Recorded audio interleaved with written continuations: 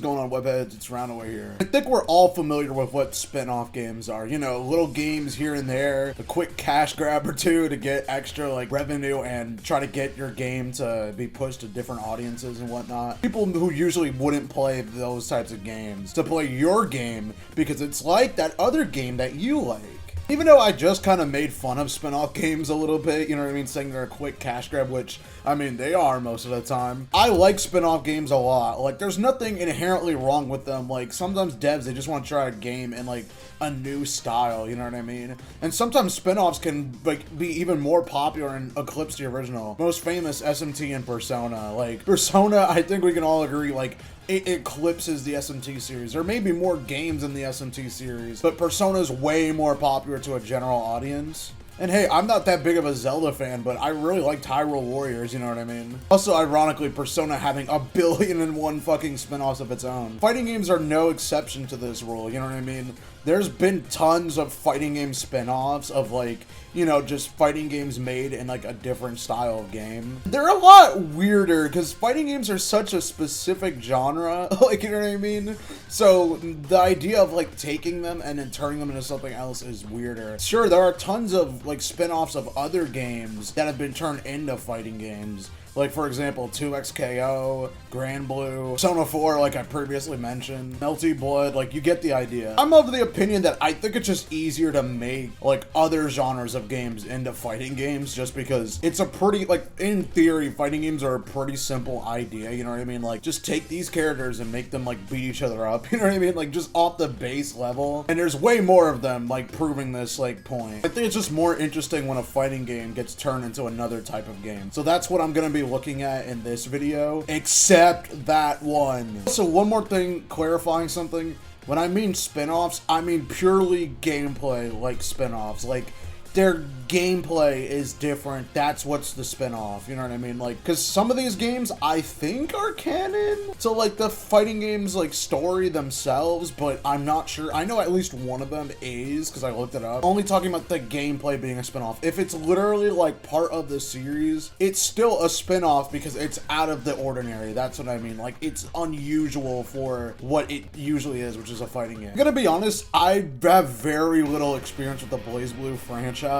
The most experience I do actually have playing BlazBlue was when I was playing BB Tag years ago, you know what I mean? And yeah, that's not, you know, a traditional BlazBlue game by any means. And I have like very little time on actual like real BlazBlue. I have like 8 hours on Central Fiction, but it's always a series I've liked and like wanted to get actually good at. I just never put in the time to, and maybe one day though. But the game we're gonna be talking about is BlazBlue Entropy Effect, which came out last year in February. And honestly, I remember hearing about this game like a while ago because it had like an early access test or whatever, but it just kind of slipped my mind. I just assumed the game was still in development. Like, I didn't even know it released, but I was really interested because what sets this apart from the other BlazBlue games is that it's not a fighting game, it's a roguelike. And I really like roguelikes. Like, The Binding of Isaac is one of my favorite indie games ever. I just like the idea of roguelikes, like Risk of Rain, like you could just keep endlessly playing it, you know what I mean, like getting a better run, and it doesn't really get boring. Like, I could just play them for like hours and hours and hours, you know what I mean, like trying to unlock all the items or like just get like a good run and like all like the crazy synergies the game has to offer. I think it's an interesting idea trying to make a fighting game into a roguelike, you know what I mean. Like I said before, the game is a 2D side-scrolling beat-em-up / roguelike hybrid. It's similar to something like Hades, basically. Like, that's the style of game it is. Controls are pretty simple for the most part. You use X to attack. You can hold down X to do like a big heavy charge attack. You can also dash with B, and you can do a dash attack by pressing B and X at the same time. Jump with A, every character has a double jump, and you could jump and attack at the same time.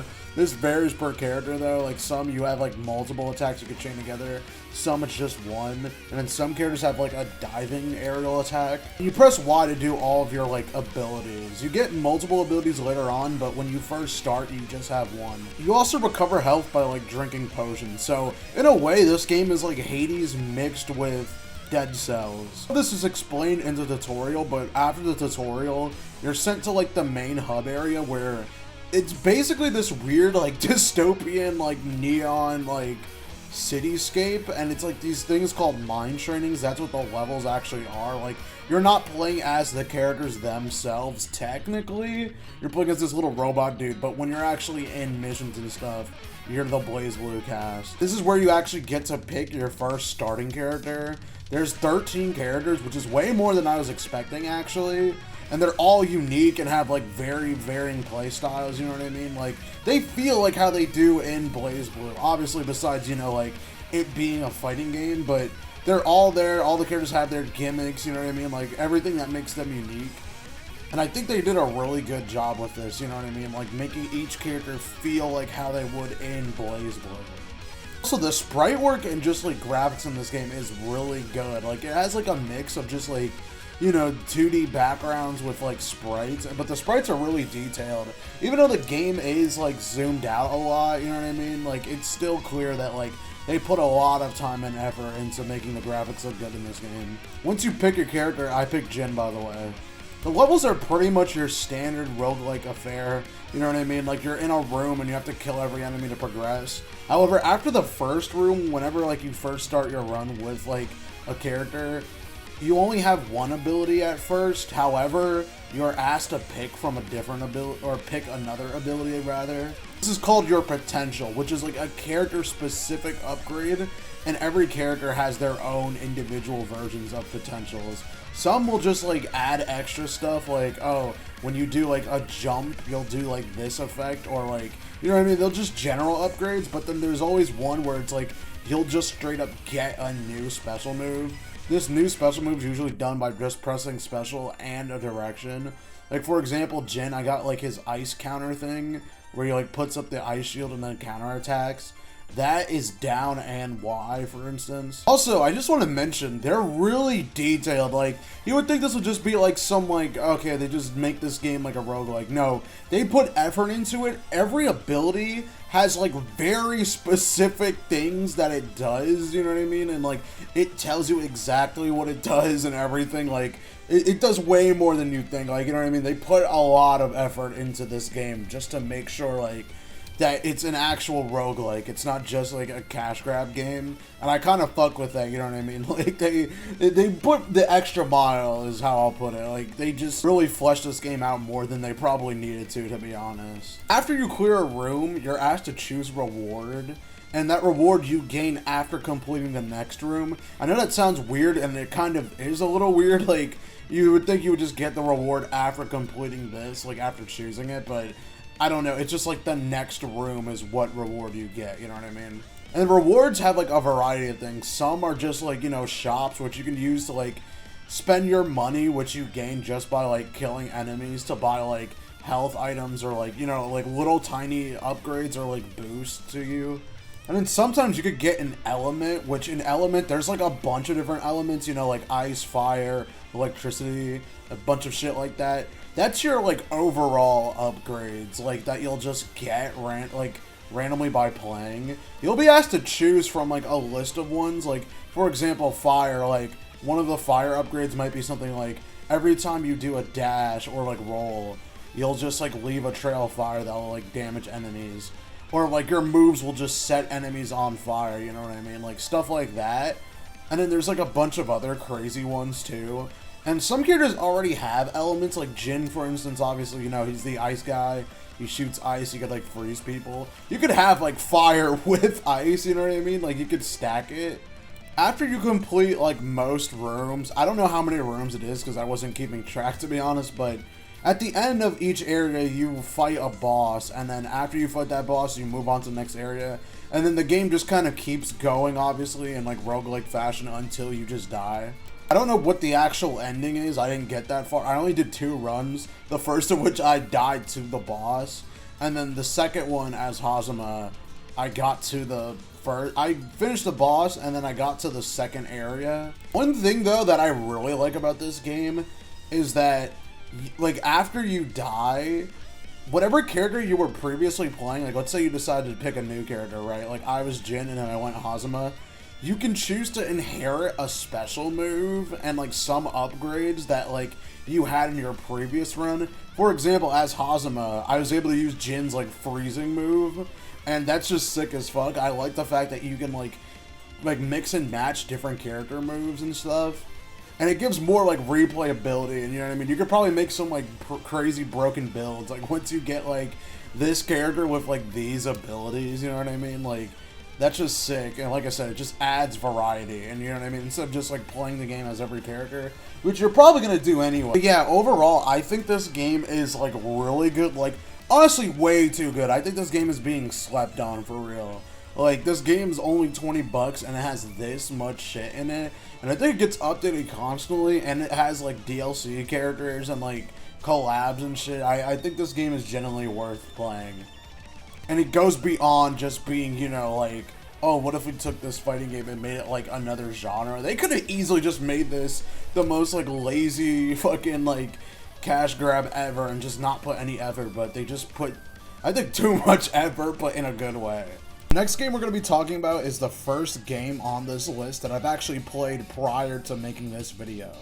And I actually grew up playing this game a lot when I was a kid, you know what I mean? Like, I really like this game a lot. And this is probably my second favorite game on this list. Well, at least it's tied between Entropy and this game. Mortal Kombat Shaolin Monks was released September 19th, 2005 for the PS2 and Xbox. Game is probably the most successful and famous of, like, you know, the many Mortal Kombat spin-offs, probably because it's the only actual, like, good spin-off Mortal Kombat game. The game was technically a part of the 3D era, or I guess Midway era if you want to be technical, which is the game spanning from MK Deadly Alliance all the way to MK vs. DC, like, right before, like, the modern games with, like, MK9 and onward. This game is a 2D action-adventure slash beat-em-up game, in the style of, like, you know, many, like, action games back then in the day, like, mainly God of War, which I'm pretty sure, like, the company that also helped develop this game worked on God of War, at least some of the people. Like, if you've played God of War, it's pretty similar to that type of game, you know what I mean? The game has a focus on, like, multiplayer local co-op, focusing on Liu Kang and Kung Lao, respectively. I mean, that's why the game's called Shaolin Monks in the first place. However, if you do beat the game, you can unlock Scorpion and Sub-Zero. There's also rumors, like, going around for years of MK wanting to make, like, another Mortal Kombat Shaolin Monks style game. There's a rumor of MK Fire and Ice, which is just focusing specifically on Sub-Zero and Scorpion, but I mean, with modern, like, Warner Bros., I don't know how that's gonna go, you know what I mean? Like, the game, interestingly enough, takes place in, like, a sort of retelling, like, reimagining of Mortal Kombat 2, you know what I mean? Like, this is way before, like I said, the NetherRealm games where they did reboot, you know, Mortal Kombat, like, well, I mean, they rebooted it, like, twice now, which, fuck. So one thing I forgot to just mention, or if I did, it's just worth repeating, Mortal Kombat Shaolin Monks, it's multiplayer based, like, it's a 2-player co-op, right? But you can just play by yourself if you really wanted to. The game starts with this, like, awesome CGI cutscene of, like, all the heroes and villains fighting after the end of the first tournament. Obviously, Shang Tsung and the bad guys lost, and he's a sore loser, so he tries to, like, blow up the island to kill everyone, but he sucks at his job, and then you enter the tutorial level. Like I said before, this game is a 3D action game. Like, you could full movement, like, go around the entire arena and everything like that. You have square as your light attacks. Triangle acts as your launcher, and you could chain launchers together for, like, a really big launching attack. You can also, like, follow up with, like, air combos and stuff like that. You can also use triangle to knock enemies into the environment for environmental kills. These kill the enemies, like, in one hit, but you have to be careful because you only really can use them on enemies that are, like, you know, just really bothering you, because you don't get XP for killing them like you do with every other encounter. You get EXP for killing enemies, and you could use that to upgrade your special moves. Your special moves are done by holding R1 and then pressing the attack buttons. There's also heavy attacks, I forgot to mention, which are pretty self-explanatory. Like, they knock the enemies, like, far away and do a bunch of damage. And obviously, your special moves are different per character. Like, you know, Liu Kang, he has, like, his bicycle kick. He has his, like, normal flying kick. He has fireballs. You can upgrade them with your EXP by just pressing them in the pause menu. and you could like shoot multiple fireballs and stuff like that. You can also pick up like enemies and like random weapons in the environment by pressing R2. R2 automatically throws enemies, and you can throw enemies into like stage hazards. Although I did say you won't gain XP from killing enemies in the environment. Sometimes you have to like progress in the level. Like you actually can't move forward unless you kill enemies in the environment. But don't worry if you mess up or don't know that. You can literally just like leave the level. Like you can leave like the scene you're in and then come back and the enemies will just respawn. All the enemies are like very unique, and obviously they're like minor characters or like races or factions in the Mortal Kombat universe. Like you got the masked dudes at like the academy. You got the fucking priest dudes, like the evil priest dudes in Outworld, and they like shoot fireballs at you. You also have like Tarkatans, which they're so fucking annoying in this game, dude. Like they do a lot of damage and like they just like keep attacking you. Speaking of which, enemies can also attack each other, so sometimes you can just get them to fight, and that's pretty funny. And of course, it wouldn't be a Mortal Kombat game without fatalities. How you actually do fatalities is you have to fill up your fatality meter, which you do by just like doing damage to your enemy. And then when the time is ready, you press L1, and then quickly there's like a prompt with like question marks on the screen. Basically, that's where you do the input for the fatality, and there's several of them. And the perks of doing a fatality, besides just it killing an enemy instantly, you also gain a shit ton of XP from doing it. So do it as often as you can. But yeah, I think this game is really fucking good. Like, I love the levels and the environment and stuff. Like, if you're a Mortal Kombat fan, obviously you're gonna like this a lot. Like, it's a shame that they never made another one, to be honest. I think this is like a great game if you want to like have something similar to like God of War, because I mean, it pretty much, I'm pretty sure it uses like the same engine, you know what I mean? Like, it's very similar to like the OG God of War games on the PS2. There's also other modes too, like a versus mode, where you can just straight up like pick other characters and like fight. You're basically like, the gameplay is pretty much the same, except like you're just fighting each other. And then there's like a unique variety of fatalities per character, and every character has their own special move. You could even mod the game. I've seen people do it where like you can play as those non-playable characters, like that are only for versus mode or only story fights. Like you can beat the game with them, which is pretty sick. Yeah, this game's definitely a classic. I would hope it would get like a remaster or, you know, like a port or something. I think more people need to play this game. We all know how popular the Guilty Gear series became after Strive came out. This game, we gotta go all the way back to 2008 when Guilty Gear was still like a really like niche and small franchise. And remember, I just want to specify something real quick.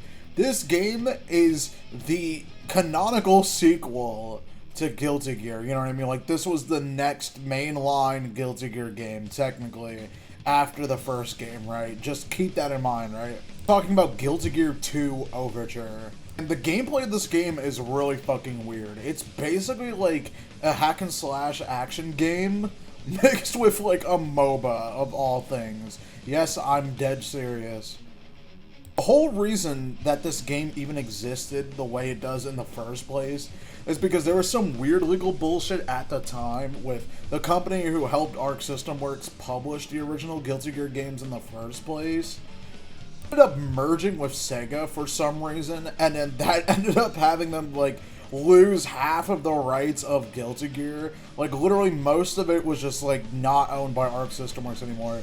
The only things that they really kept, or I guess the characters that they kept, were Soul and Kai. And Daisuke, he still wanted to continue the series and, you know, like make more games and stuff, but he couldn't really make fighting games, so he just decided to make this game. This was before BlazBlue, if I remember correctly, because we all know that the story basically ended up with them having to make BlazBlue, like, as, like, you know, the substitute for Guilty Gear, and then they got Guilty Gear back, you know what I mean? Another interesting thing about this game is, despite how weird it is, like I said, it is canon to the series, and actually, like, pretty important to the series. It introduces Sin, you know what I mean, for the first time ever, and this is his first actual playable appearance. Same with Valentine, however, she never really made an appearance in any other game, but she, you know, it's the Valentine, so I mean, like, Very important to Guilty Gear. How the game works is basically you're just in these levels that are like these like big open 3D environments that like you can fully walk around in, and like they have like multiple lanes and sections of them. And basically you use X to attack, Y for heavy attacks. You can walk on and it changes some of your move sets. Like your moves become different when you're locked on. You can chain like X and Y attacks together. You also can do like a jumping attack in the air, like a jumping slam attack if you hold down the left stick while attacking. You could also do like a diving like flame attack by doing the same thing but pressing Y instead. Holding the lockdown button and pressing Y also lets you do special moves, and there's this like little bar of meter that's like on the bottom of the screen. And you fill it back up by like defeating enemies. You can also like jump, and if you jump twice, you do like an air dash. The game also has this like goofy run mechanic where if you press in on the left stick, like your character just starts like doing a full sprint where like you can control them, but they start just running automatically, and there's like really tight turning you can do with it. You can also drift to stop it, or just slow down and like regain like your balance. Yeah, that's how you basically just like fight enemies. But this game also, like I said, has MOBA elements to it. There's like units in this game. Like you have your own units and the enemies have theirs. And you basically have to destroy / take over some of these towers. And basically you either have to destroy all the towers in the level to win, or like take them over or whatever. Like this game is just really weird, like, you know what I mean? And like there's different types of units, like there's flying units, there's like grounded units. You can also like pick units up and place them on specific like different towers, you know what I mean? Actually was kind of getting into the game a little bit, but it just got really repetitive after a while. You're basically just doing, you know, the same thing over and over again. And I was playing for like an hour, and I was basically like, yeah, I'm good. Like, you know what I mean? I don't think I really need to play this much. Honestly, the most interesting part about the game, period, was just the voice acting. And the reason I'm saying that is just because it was like the most 2000s like anime dub voice acting ever. Literally because it just was like every voice actor ever, if you've watched anime from the 2000s, it's literally all of them. Every single person is there. Biggest example, Yuri Lowenthal is Sin in this game, which is just funny. Because bro's in literally everything ever made. Also, I just keep hearing him as Spider-Man now. Like, he literally sounds like he's doing, like, you know, the same Spider-Man, like, tone of voice. But yeah, even though I don't really like this game, and I'm not even a big MOBA fan at all, like, I really dislike MOBAs. I don't dislike this game because it's a MOBA, I just don't think this game is that fun, to be honest. But I do like the graphics, and I do like the idea of, like, the gameplay. I like how they actually tried it and, like, went for a weird idea. I feel like maybe if they tried this game again, like, I don't know, like, let's say they just randomly release a new one of these games, I think people would probably like it more or something. There's also multiplayer in this game, you know what I mean? So, I don't know how many people were actually playing it when it came out, but, yeah, I can appreciate, like, what this game did for the series, mainly just, like, you know, it's pretty important to the lore and everything like that. But, yeah, that's gonna be it for this video. Let me know what's your favorite or least favorite, like, fighting game spin-off, or, like, I guess fighting game spin-off that's, like, you know, turning a non-fighting game, or turning a fighting game into a non-fighting game. But, that's gonna be it. See ya.